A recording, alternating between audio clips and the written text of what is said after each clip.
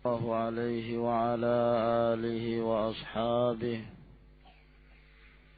وسلم تسليما كثيرا. أما بعد،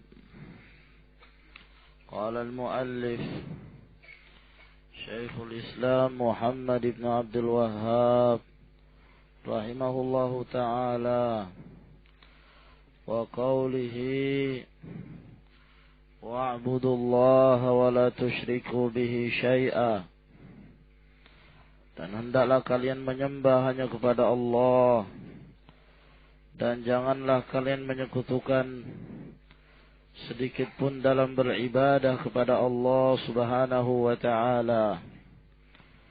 Ayat Allah subhanahu wa ta'ala yang mulia ini kembali memberikan penegasan kepada kita bahwa tidaklah sempurna tauhid kecuali apabila terpenuhi dan ditegakkannya dua rukun, ruknun nafi wa ruknul itsbat, menafikan lalu kemudian menetapkan, meniadakan segala sesuatu yang disembah dari selain Allah subhanahu wa ta'ala, bahwa di sana tidak ada sesembahan yang berhak untuk disembah.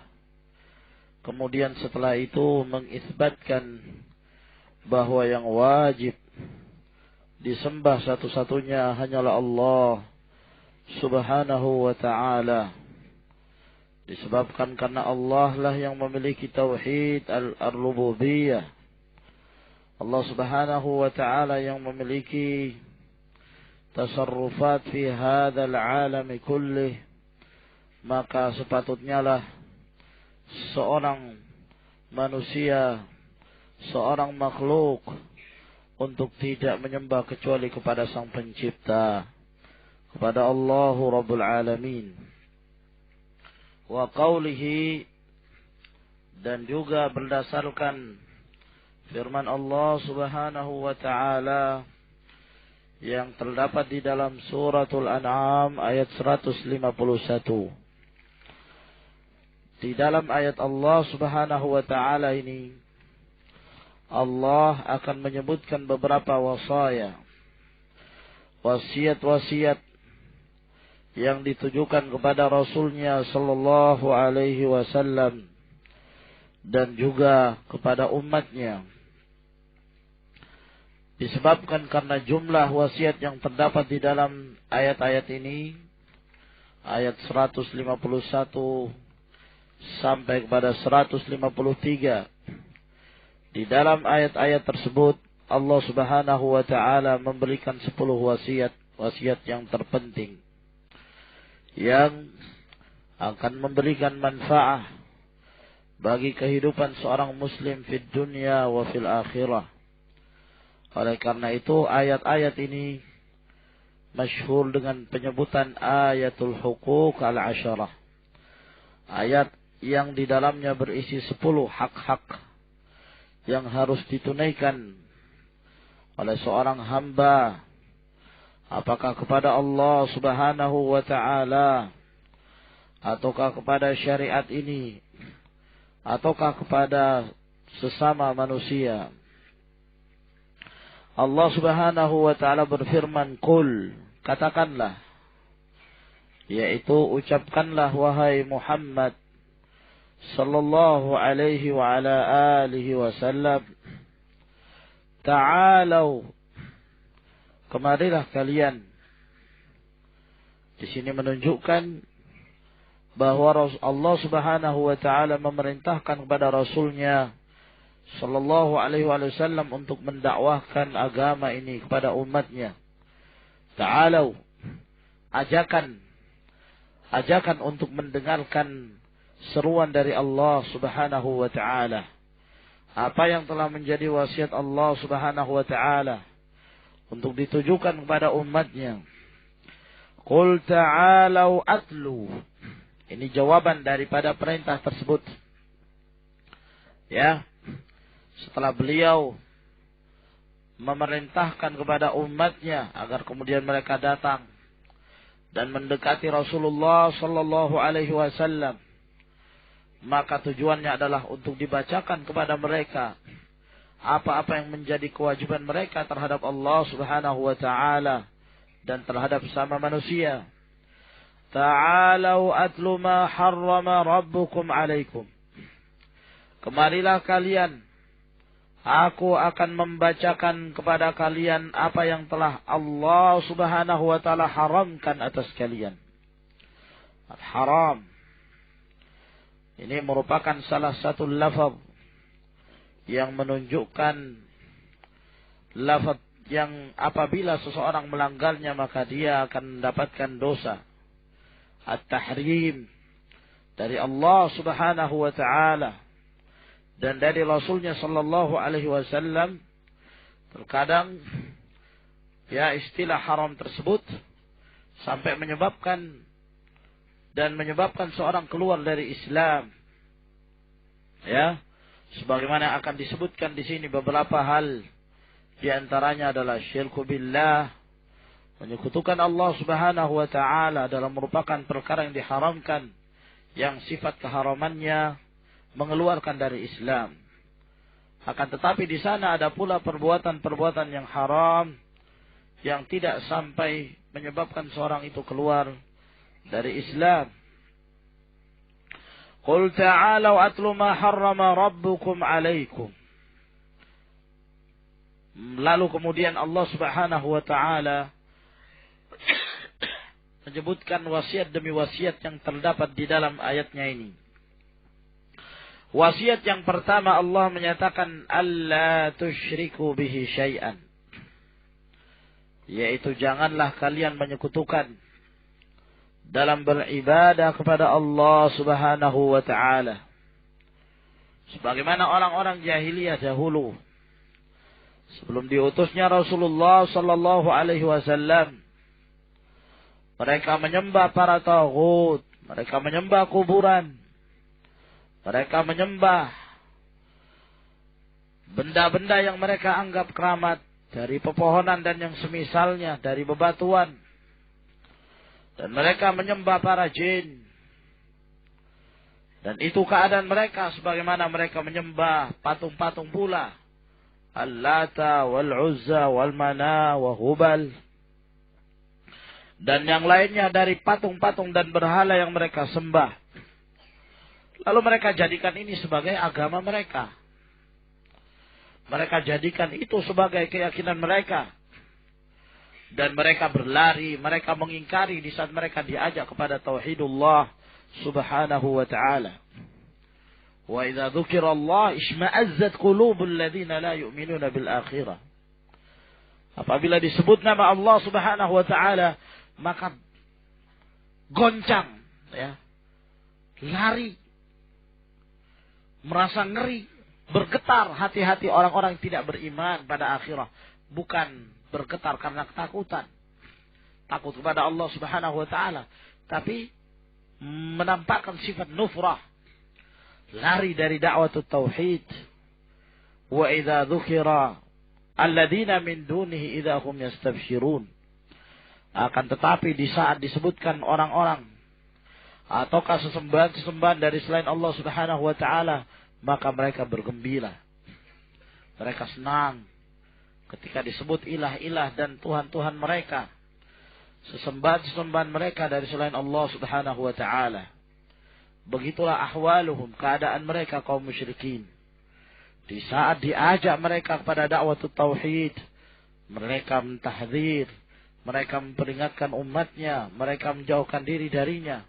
Akan tetapi di saat disebutkan ilah mereka, diagungkan keyakinan mereka, yang keyakinan itu merupakan keyakinan yang tersesat dari jalan Allah subhanahu wa ta'ala, namun mereka justru menganggap ini sebagai satu petunjuk dan satu kemuliaan. Oleh karena itu, wasiat yang pertama yang Allah subhanahu wa ta'ala wasiatkan di dalam ayat ini adalah tauhidullah, beribadah hanya kepada Allah dan meninggalkan segala ibadah dari selain Allah subhanahu wa ta'ala. Lalu wasiat yang kedua, wabil walidaini ihsanan, dan kepada kedua orang tua hendaklah kalian berbuat baik.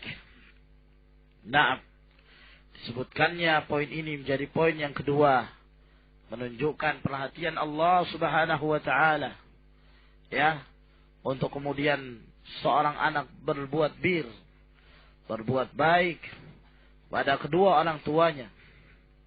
Al-Imam Al-Qurtubi rahimahullahu ta'ala beliau mengatakan, al-ihsanu ilal walidain, yang dimaksud berbuat baik kepada kedua orang tua, birruhuma, yaitu berbuat taat kepada keduanya, wa hifdhuhuma, dan menjaga keduanya, senantiasa memelihara keduanya, wa siyanatuhuma, yang sama menjaga, memelihara keduanya, wamtithalu amrihima, ya, dan melaksanakan perintah-perintah keduanya selama dalam batas-batas ketaatan kepada Allah Subhanahu wa taala.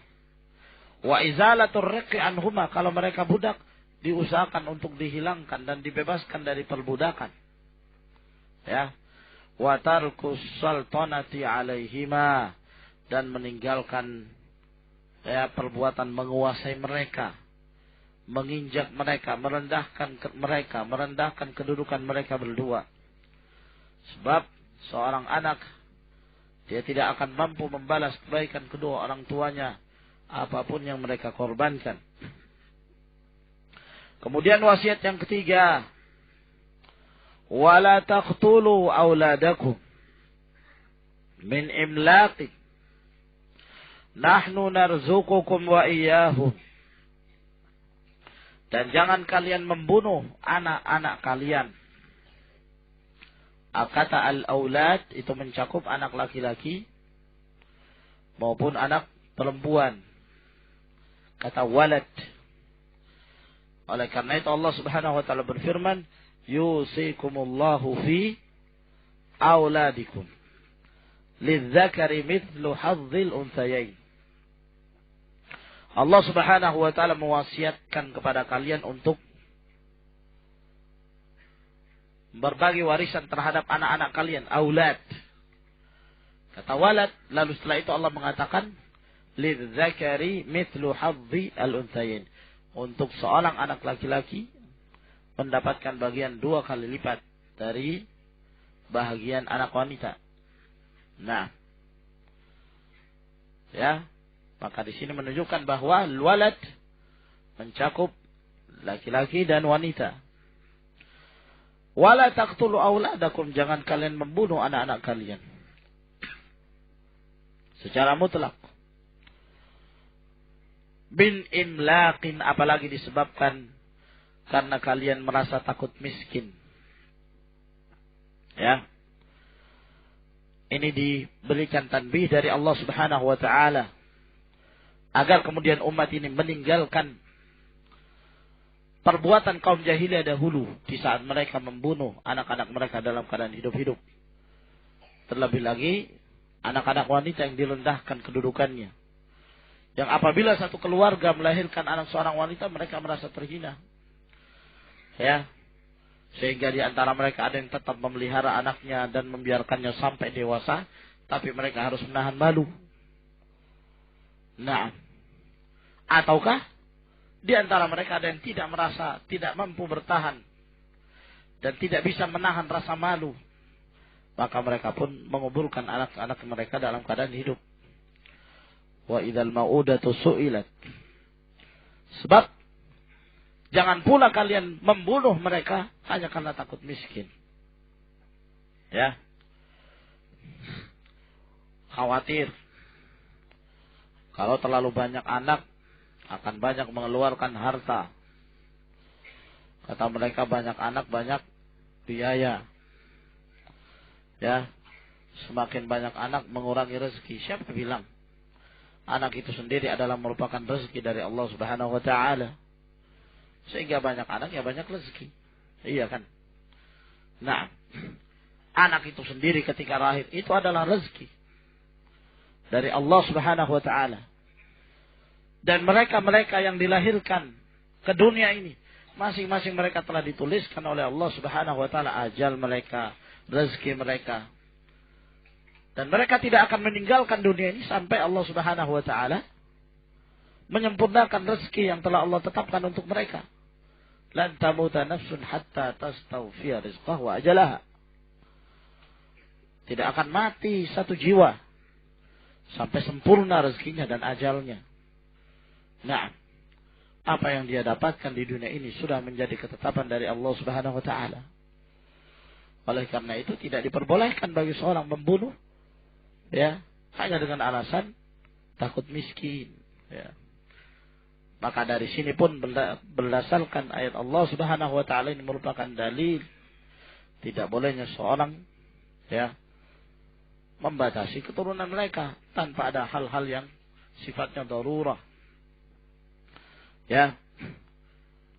Sebab kita tidak mengetahui apakah yang menjadi nasib mereka itu baik di kemudian hari.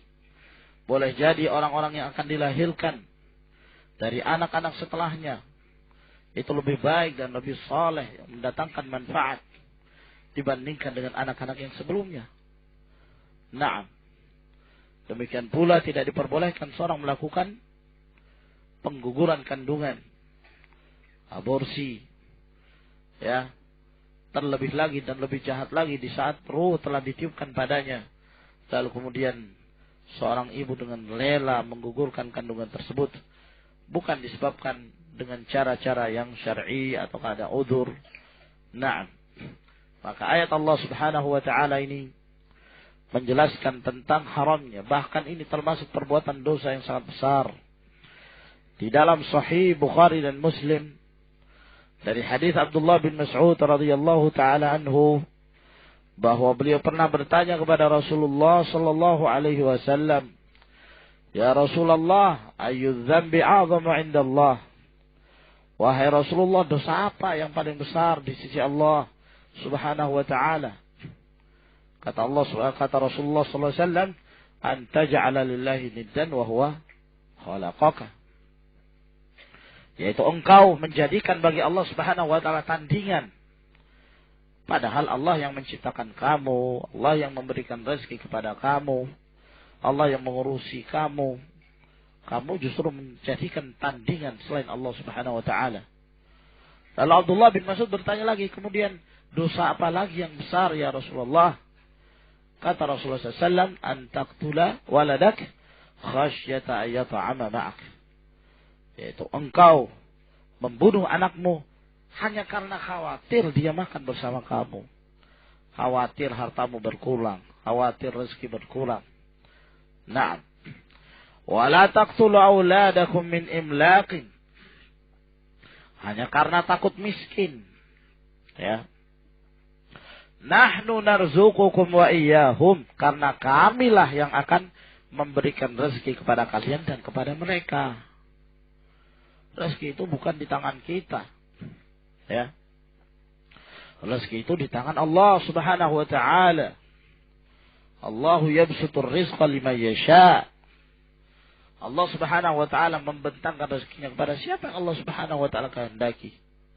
Jika Allah menghendaki bagi seorang untuk disempitkan, akan sempit kehidupannya, akan sempit rezekinya walaupun dia tidak punya anak. Dan Allah Subhanahu wa taala jika menghendaki akan diluaskan harta seorang keluarga, suatu keluarga, walaupun dia memiliki anak yang banyak. Nah, sebab anak itu sendiri adalah merupakan nikmat yang Allah Subhanahu wa taala berikan. Dan itu merupakan rezeki dari Allah Subhanahu wa taala. Hadis yang diriwayatkan oleh Imam Al-Bukhari rahimahullah ketika Rasulullah sallallahu alaihi wasallam mengajarkan tentang adab dan doa seseorang itu akan bersetubuh, ya. Kata Nabi sallallahu alaihi wasallam, "Idza arada ahadukum an yadkhula ala ahlihi falyaqul bismillah Allahumma jannibna syaitan وجنب الشيطان ما رزقتنا وجنب الشيطان ما رزقتنا." Ya Allah, jauhkanlah kami dari syaitan dan jauhkanlah syaitan dari apa yang engkau memberikan pada kami rezeki, yaitu anak. Jadi anak itu merupakan rezeki dari Allah Subhanahu wa ta'ala. Nah, ini wasiat yang keberapa ya kawan? Wasiat yang ketiga. Wasiat yang keempat, wala taqrabul fawahish ma dhahara minha wa ma batan. Dan janganlah kalian mendekati perbuatan-perbuatan fahisyah. Ya.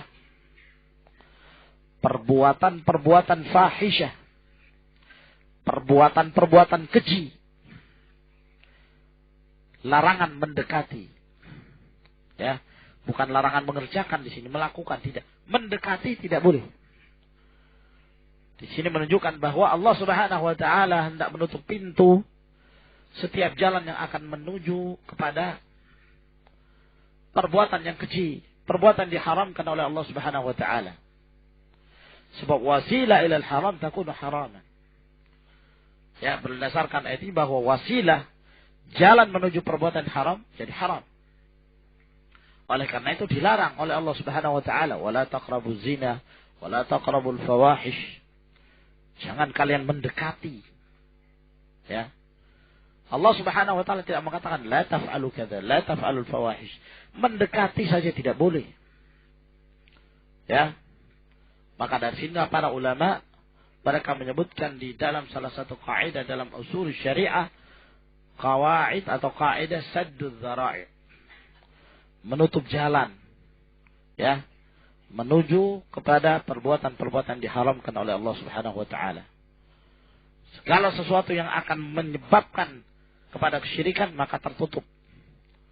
Maka nazariatan ila syirk fa huwa haram. Ya.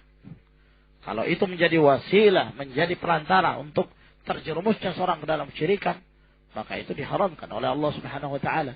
Bersumpah dengan atas selain nama Allah Subhanahu wa taala dilarang. Kenapa? Karena akan mengantarkan seorang pada syirkul akbar. Menyekutukan Allah Subhanahu wa taala. Ya, oleh karena itu ikhwan fillah azakumullah, berdasarkan kaidah ini masuk dalam segala perkara. Setiap wasilah perantara yang akan menjatuhkan seorang ke dalam kemaksiatan, maka itu hukumnya haram. Nah, ya, berzina dengan seorang wanita adalah merupakan perbuatan yang diharamkan oleh Allah Subhanahu wa taala, wa ma kana muqarriban ilai, dan segala sesuatu yang mendekatkan diri kepada perbuatan zina itu. Seperti apa misalnya kawan? Memandang. Allah Subhanahu wa taala melarang seorang memandang wanita yang bukan mahramnya. Qul lil mu'minina yaghuddu min absarihim wa yahfadhu furujahum. Kenapa? Karena yang demikian itu akan menjerumuskan seorang ke dalam perbuatan zina. Dari mata turun ke kemana ya kawan? Hati, ya. Apa sebelumnya? Apa sebelumnya ini ada? Seakan-akan ini bait syair ini, ya. Dari sana apa? Rasulullah sallallahu alaihi wasallam, ya. Al-ain zinahuma an-nazar. Ya, al-ainan zinahuma an-nazar, bahwa dua mata zinanya apa? Lihat. Telinga zinanya mendengar, ya. Terus seperti itu. Kataballahu azza wa jalla ala ibni Adam nasibahu min az-zina. Allah Subhanahu wa taala telah menuliskan bagi anak Adam ini bagiannya dari perbuatan zina. La mahalah. Mereka sulit untuk menghindar darinya. Nah, mata, ya, telinga, ucapan, seterusnya. Nah, kemudian turun ke hati. Tinggal yang membenarkan apa? Al-farj. Wal farju yusaddiqu dzalika aw yukadzibu. Kemaluan. Apakah akan membenarkan itu atau tidak? yakni akan menjatuhkan seorang ke dalam perbuatan zina atau tidak. Sehingga ikhwan fillah azakumullah, segala sesuatu diharamkan dalam rangka untuk menutup pintu syariah. Oleh karena itu sangat jauh dari kebenaran orang-orang yang mengatakan bolehnya seseorang memandang pada foto-foto telanjang misalnya, foto-foto wanita, ataukah bolehnya menonton film, ya, porno dan lain sebagainya, sebagaimana orang-orang yang bodoh yang menyangka diri mereka para kiai, para ustaz, ya. Mereka beristidlal bahwa yang dilarang itu adalah melihat wanitanya secara langsung. Itu yang dilarang.